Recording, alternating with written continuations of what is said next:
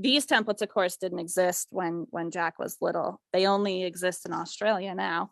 They're working on US versions of them, but there's so many different, this is a scanning template for kids with CVI, but there's so many. That's his book now.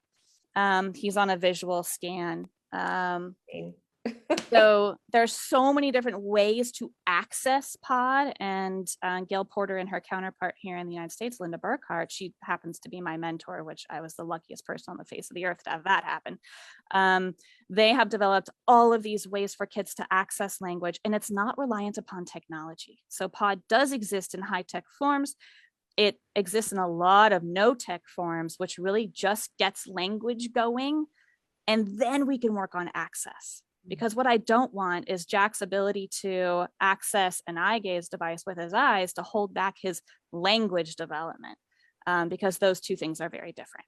And a lot of people get really stuck on this argument of how are they going to access language? We need to teach them how to access, but they're forgetting that we need to get the language going too. And I knew going into it just that POD was a system that allowed all of that to happen.